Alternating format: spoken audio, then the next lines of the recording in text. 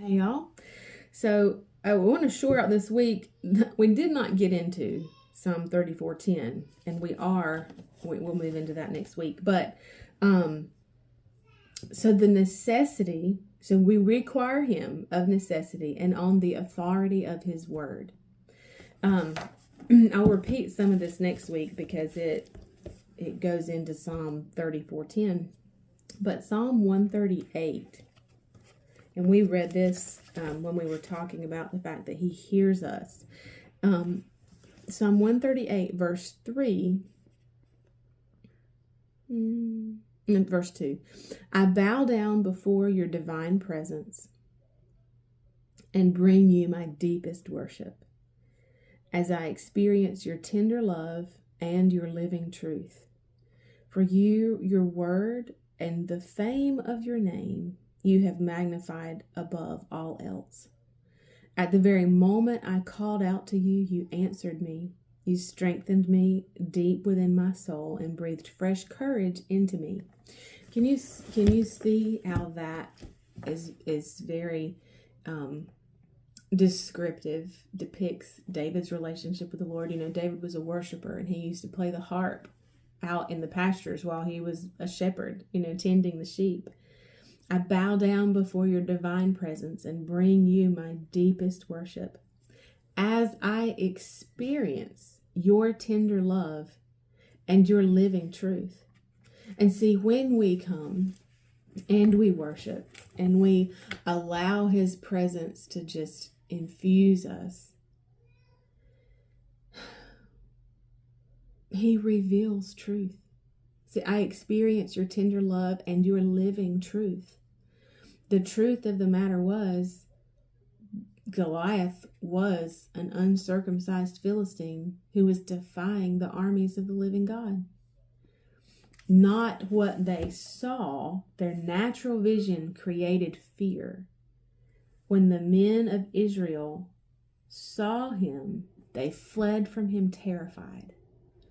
Well, that wasn't looking at truth.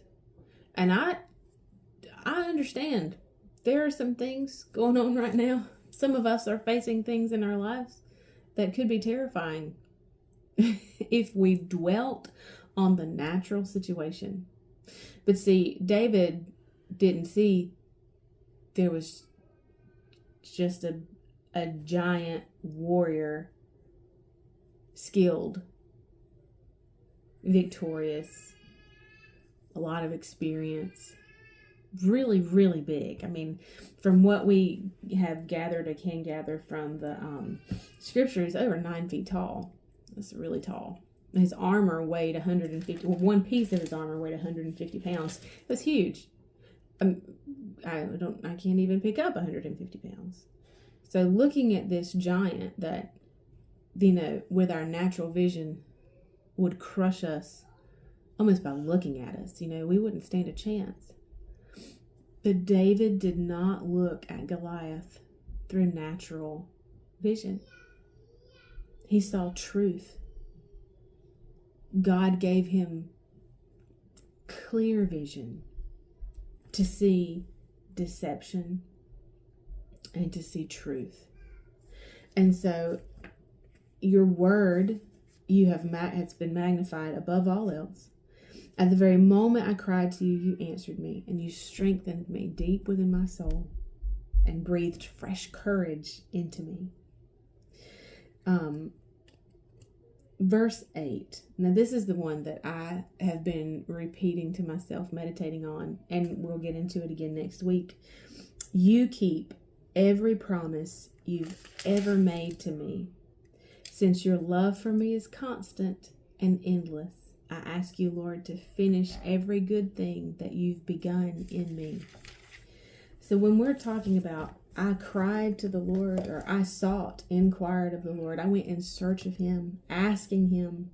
I required him as necessity, and I required him on the authority of his word, that if these are things he said, then I have a right to require them, because he magnifies his word above everything. He honors his word above everything. So if we have his word on a matter, then we can rest assured that he's going to keep it. Verse 8 again, you keep every promise you've ever made to me. So when I go to him and he hears me and he delivers me, because he's going to keep his promise and finish every good thing that he has begun. And we'll pick up here next week. I'll see you then. Bye, y'all.